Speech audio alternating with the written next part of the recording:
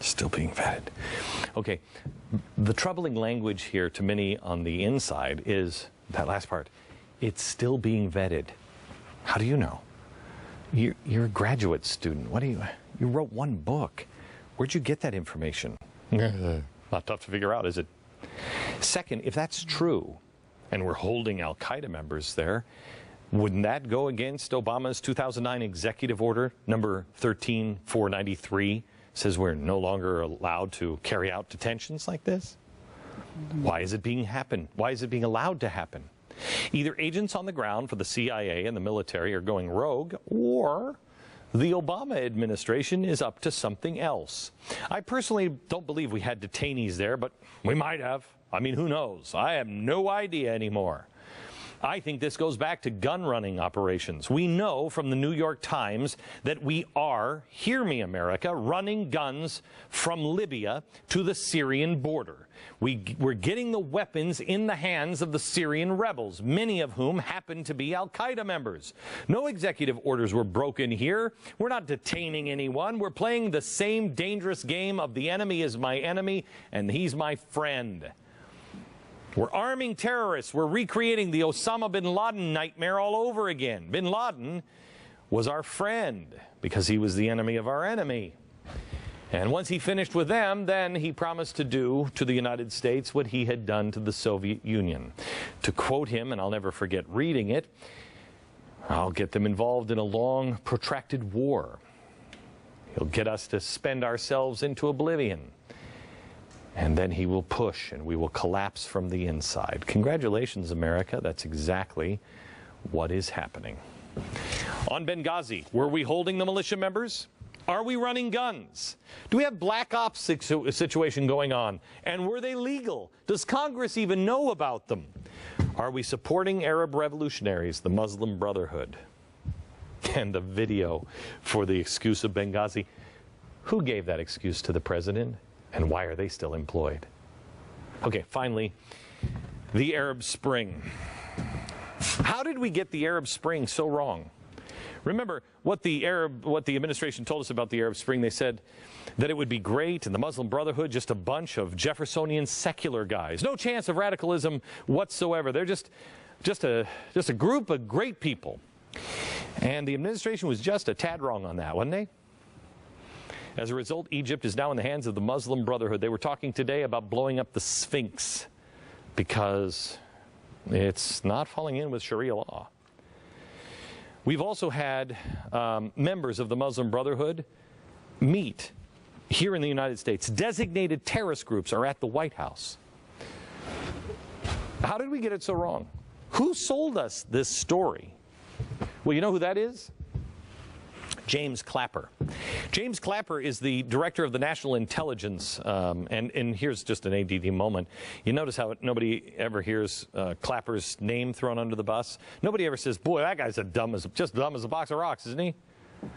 Even though he called the Muslim Brotherhood secular, said they had no interest in running for any political office, and Diane Sawyer caught him about not knowing the details of a major UK bomb plot that was busted in the UK that week. He didn't know. He's the guy who told us all of this stuff.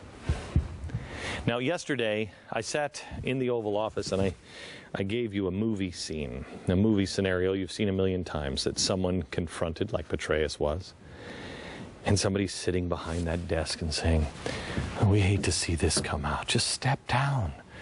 There's a way out. Step down. I saw some blogs say that that was ridiculous and fanciful. But today we found out who had that very conversation. It happened allegedly on Election Day. Quote, he, Petraeus, resigned last week after being told to do so by the director of the National Intelligence, James R. Clapper. Clapper called Petraeus that night and urged him to resign. Clapper informed the White House late Wednesday, and aides informed the president Thursday morning before Petraeus came to personally hand in his resignation. Wow! There's a lot going on there. First of all, it's James Clapper who sat down and said, you're going to resign. And he called the White House and they told the president the next day. So Clapper is calling the shots? The secular Muslim Brotherhood guy is calling the shots and not telling the president, even in notifying him that I'm going to tell him to step down. Really? Would you do that with your boss? Because I wouldn't. That's scary. It's scary because we're on the wrong side time and time again. We are in bed with Egypt's revolution. We are in bed with Libyan rebels who had radical groups, including Al-Qaeda, among their ranks. We are in bed with the Syrian rebels now, who have Al-Qaeda among their ranks. We're arming them.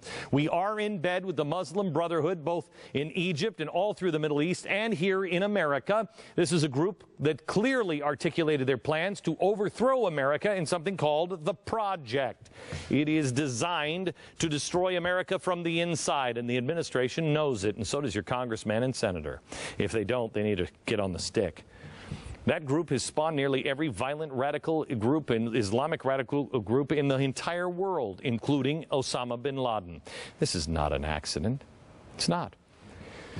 But what does the sex scandal, Benghazi, and the Arab Spring all have in common? Because they are all linked. Fundamental transformation. Fundamental transformation in the Middle East. Fundamental transformation of the Middle East here. Fundamental transformation of Libya here. And fundamental transformation of our military and our society. It's the fundamental transformation of the world. It's actually global revolution. That's it. Now your friends will say, that's crazy. Really? Push them on the plausibility of the press's story. Push them. Just ask them questions. Hey, Obama really didn't know about this until Wednesday? If you're the President of the United States and General Petraeus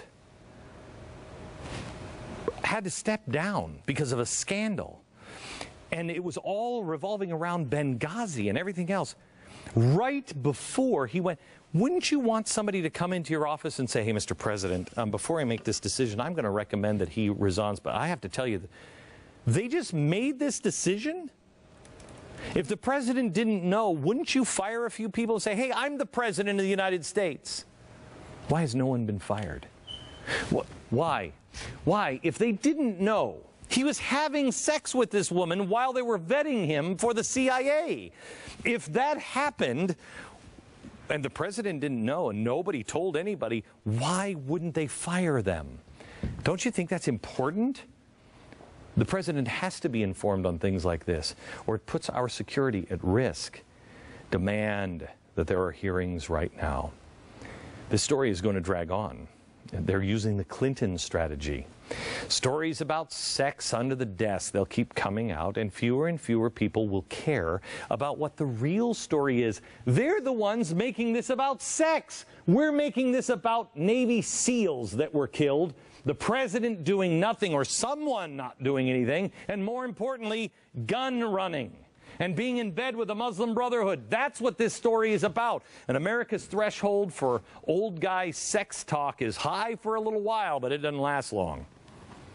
It is the pattern of history and the pattern of revolution. Follow the revolutionaries and be ready for it.